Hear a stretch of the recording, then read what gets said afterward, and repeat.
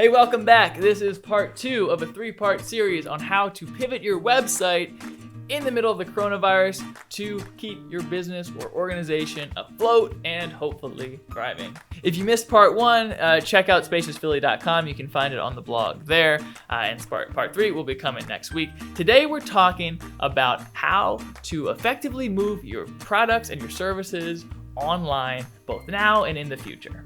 And I encourage you to think about these things not as some temporary stopgap measure just to get you through the crisis, but throughout all of this to think about opportunities for how you may want to continue to offer delivery of these products and services in an online format going forward, because the new world that we will be building out of this whole mess may look very different than the one we left from. So without further ado, let's get into the list. First of all, the most obvious one: sell products online. If you have a WordPress website, you can set up WooCommerce fairly easily. It's a pretty robust e-commerce platform.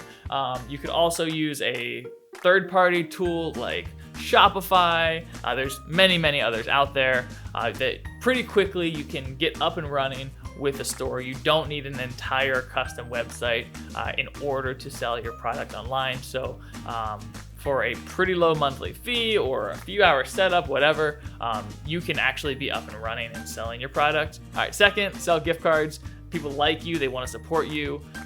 Some people are very financially constrained right now, but other people still have their salaries and they want to see you get through this crisis. They know they'll be buying from you. So sell gift cards so people have that option to support you, even if you aren't able to sell your products online or be open.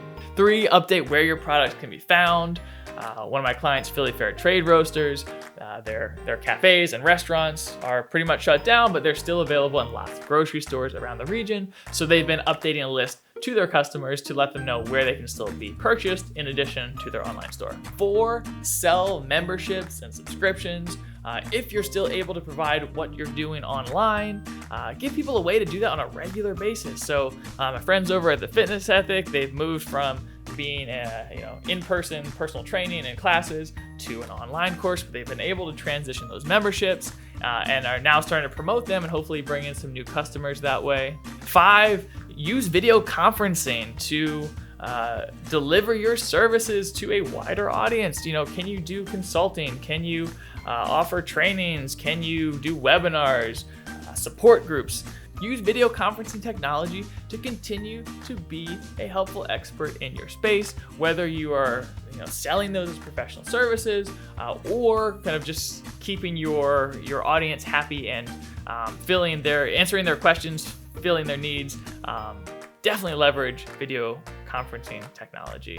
All right, and 6, if you are selling physical products in any form, whether that is takeout from a restaurant or e-commerce that you're shipping to people, make sure to specify what you're doing to keep people safe. Are your workers wearing masks and gloves, and how are you making sure that they're not getting a package that is contaminated with coronavirus? Make sure people have the peace of mind to know that you're taking this very seriously before you deliver their pizza or package up their stuff to send to them. And 7, have empathy. You should absolutely ask people to buy from you.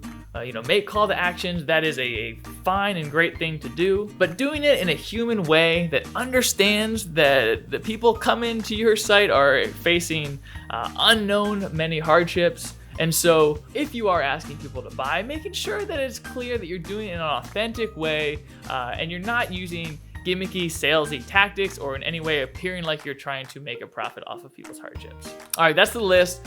Good luck out there. I hope that you're able to sustain your business in this really strange and uncertain time, and maybe even, again, not just get through this crisis, but maybe some of these activities will make sense to continue long after things move back into normal, whatever that looks like. Be well out there, people. And tune in next week for part 3, where we're going to talk about how to build an audience through timely, original content.